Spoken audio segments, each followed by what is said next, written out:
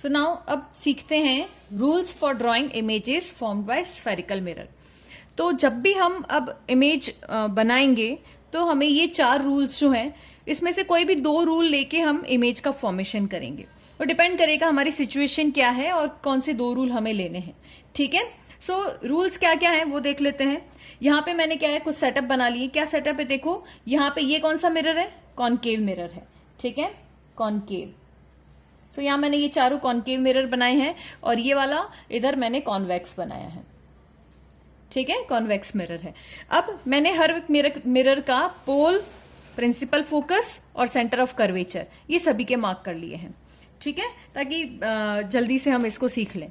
सो सबसे पहला रूल क्या कहता है कि अगर कोई ray parallel to the principal axis आती है, ठीक है, कॉनकेव का बना लेते हैं, फिर उसके बाद कॉन्वेक्स पे आएंगे। Parallel to the principal axis आएगी तो वो रिफ्लेक्ट कहां से होगी, वो हमेशा प्रिंसिपल फोकस से रिफ्लेक्ट होगी। ये हमारा रूल नंबर 1 कहलाता है। सेम इसी चीज को कॉन्वेक्स में भी समझते हैं। क्या बोला है कि अगर कोई ray parallel to the principal axis आती है, कहां से रिफ्लेक्ट होगी, फोकस से। सो देखो फोकस से मतलब ये फोकस से कहां से आती हुई नजर आएगी, ये फोकस से जो आती हुई नजर आएगी वो यहां से आती हुई नजर आएगी और ये कुछ इस डायरेक्शन में रिफ्लेक्ट हो जाएगी। समझ में आ रहा है कॉनकेव और कॉन्वेक्स दोनों में क्या डिफरेंस आ रहा है। ठीक है सेम रूल है। ठीक है, जो रूल है वही parallel to the principal axis ray है, पास कहां से हो रही है, फोकस से। यहां पे अपीयर टू ऐसा लगेगा कि अपीयर टू द फोकस है, मतलब फोकस से आती हुई अपीयर हो रही है। सो इस तरीके से रिफ्लेक्ट होगी। सिमिलरली नेक्स्ट इसी का जस्ट उल्टा है।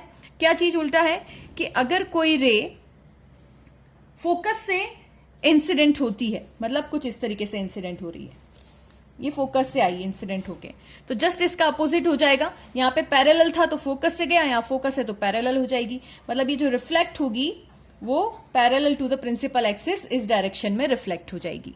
क्लियर हो रहा है। रे कहां से आई है, प्रिंसिपल फोकस से इस पॉइंट से होती हुई मिरर पर आई है तो parallel to the principal axis reflect होकर जाएगी। सेम थिंग यहां कर लेते हैं।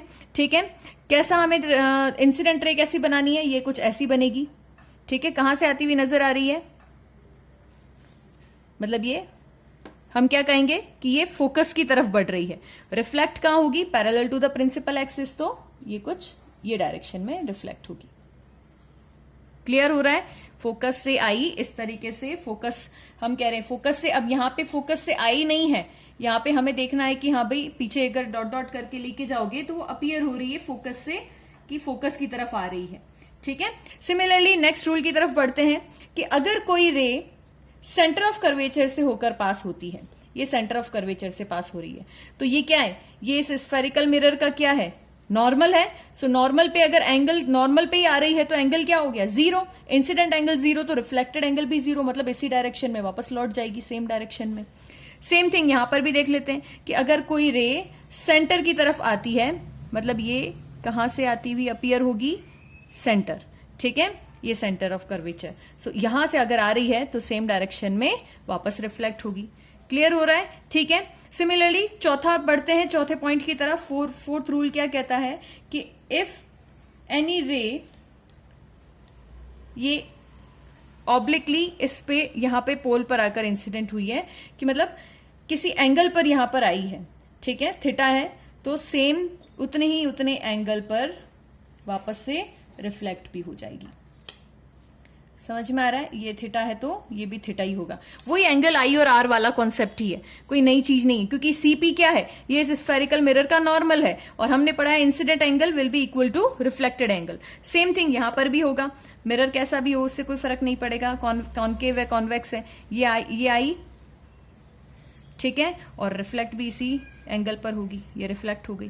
तो मतलब ये एंगल, अगर हमारे पास एंगल आई है तो ये एंगल कितना हो जाएगा, आर होगा, क्योंकि ये लाइन क्या है, ये स्फेरिकल मिरर का नॉर्मल है।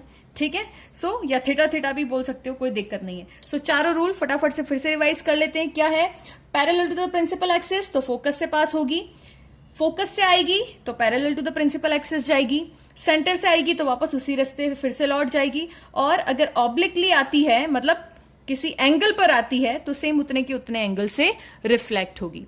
क्लियर है। सो नेक्स्ट वीडियो में मिलते हैं फिर, तब तक के लिए अपना जितना भी है वो सारा रिवाइज करो ताकि कि इमेज फॉर्मेशन में आपको दिक्कत नहीं आए।